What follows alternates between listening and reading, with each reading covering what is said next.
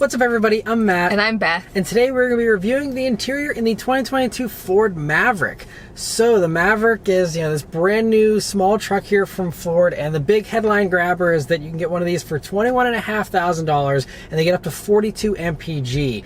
Now, this one we're sitting in is a fully loaded Lariat trim with all-wheel drive and the bigger engine. So this gets like half the fuel economy and is also about $36,000 as tested for this one. They're all the same basic thing. There aren't any changes as far as interior space or anything with this extra price tag. It's just about the nicer features and the bigger engine and all that.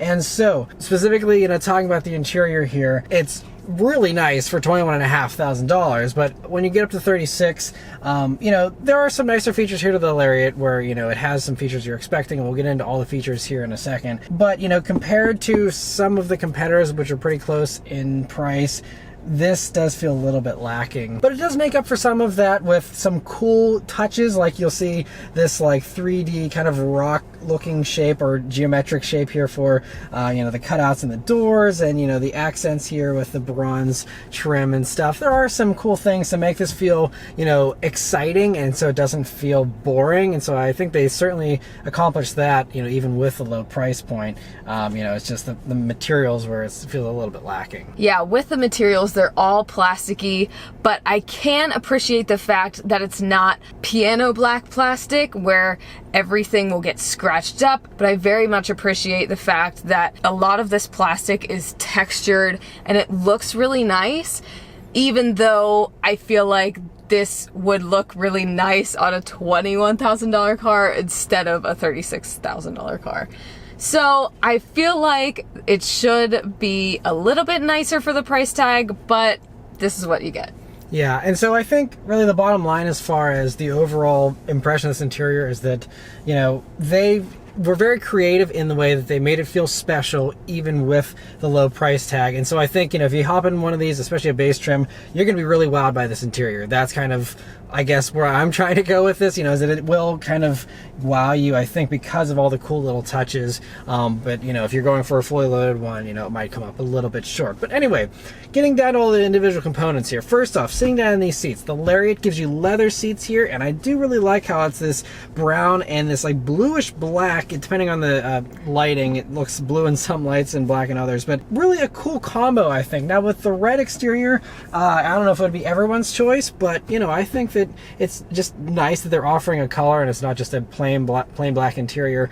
And so that's cool. There are also heated seats here in the Lariat with the luxury package. So Lariat doesn't automatically include that, but then the luxury package adds on the heated seats and a heated steering wheel. There's no cooled seats available here. That is something you can get both in the Ridgeline and the Santa Cruz in their top trims, which are more expensive admittedly, but so that's one little thing to note. The Lariat also gives you a power driver's seat here, so it's great that you have that.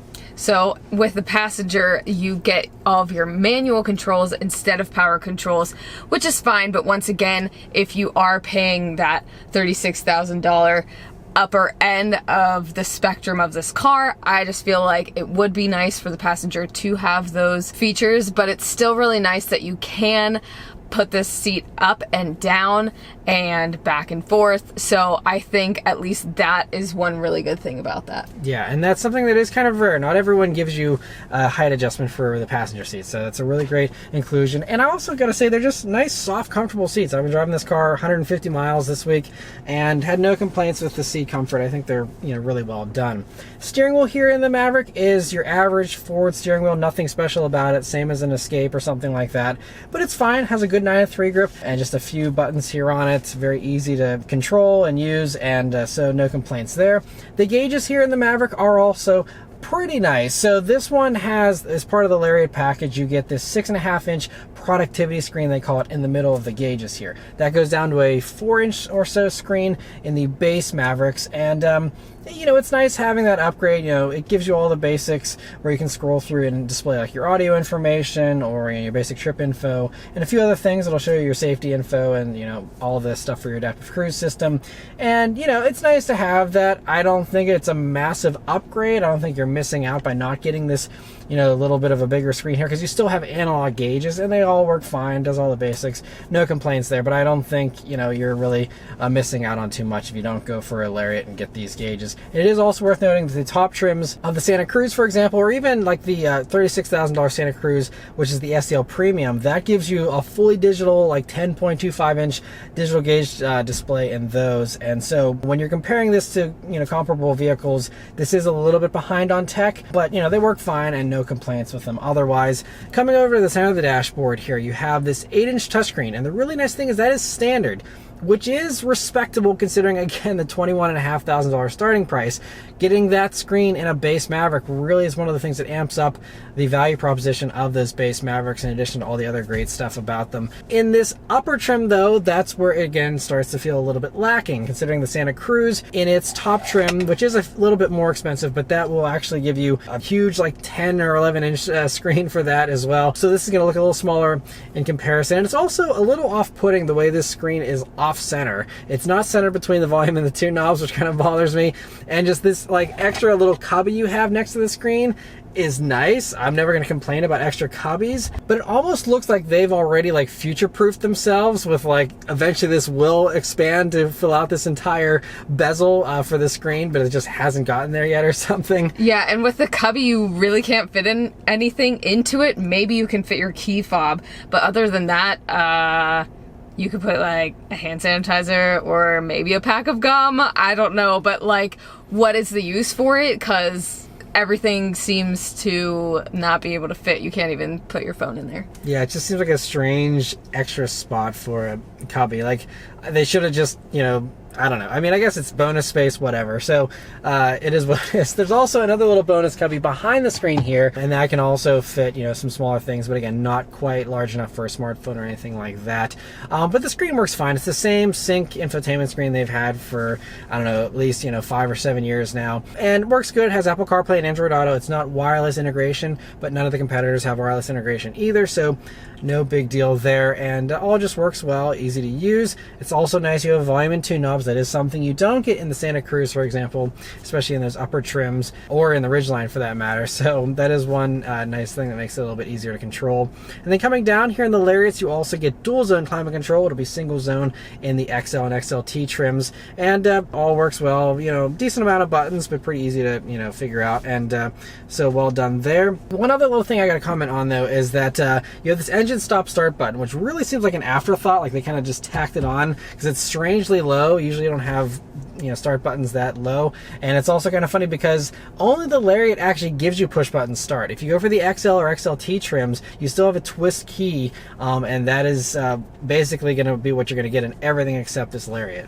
And I will also say that I feel like if you're a tall person, your knee's going to fall close to there. I don't know. I feel like it might not be the best placement for a button like that. And then right beside that, you'll see a little button there to control the power rear window, which is also another Lariat exclusive feature. And then you also see a USB jack and USB-C jack underneath there, as well as a traditional 12-volt power outlet. And then moving on to the storage spaces here in the Mavericks, they did a really good job. And in addition to all the stuff around the screen here, you'll also have these really big pockets in the doors here with a large tall bottle cutout, which is pretty cool. But I don't know if this is just pre-production or what, but this cutout is like sharp. Like, it feels like they, like, I don't know, took some kind of, like, you know, hacksaw or something to like cut these interior panels. Just does not feel totally, it's just, yeah, like, polished. Yeah, know? It's definitely not finished. I think it could be finished a little bit more. Yeah, so I don't know if that's just a cost-cutting thing or if this is just very early production and that's something that you won't see on a normal production Maverick. I don't know.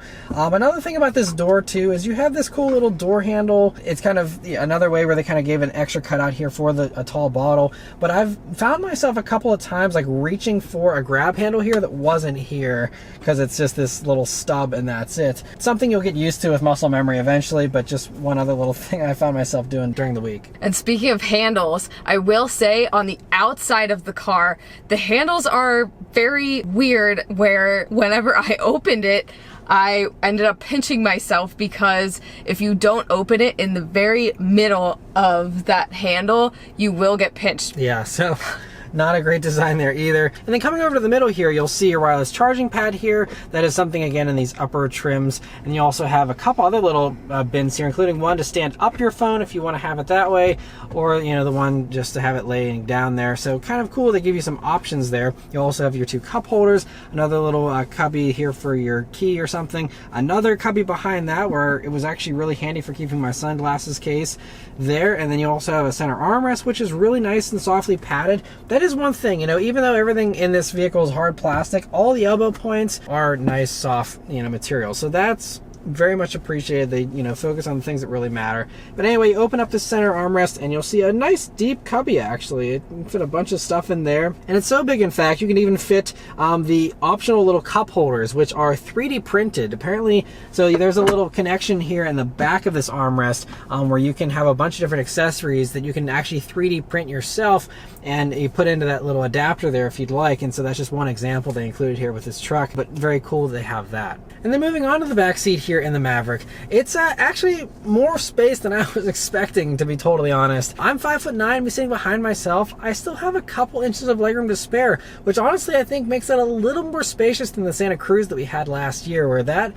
felt a little tighter for the back seat. So that's kind of where the Maverick lands here, but it's a good amount of space considering how small this truck is, and also, of course, a good amount of headroom, being nice and boxy there. Whenever you look forward, you'll also see they have a USB jack as well as a USB-C jack and another power outlet back there. There's also a fold down center armrest, 2 cup holders built into it, and you also see pockets in those doors as well. And there's also another nice bonus space where you can actually pull the little handle under the bottom of the seat there, and that whole seat bottom lifts up and you have a very nice deep cubby. You can fit like fishing poles and all kinds of like long stuff in that extra little well there, and that's a nice thing. Now, the only thing I will say about that is most other pickup trucks will usually have it split like 60-40 or something, so that you know, even if you have someone sitting in, you know, one of the seats, you can still open up the other side. And like, for example, with us, we have a car seat here mounted, and so once I put that car seat in, I was unable to access that cubby because it's just the whole bench comes up together. So obviously that's a very niche amount of people that are going to have that problem, but just keep that in mind. But speaking of car seats though, I mean, it actually fit really well, again, because of the surprising amount of space in here.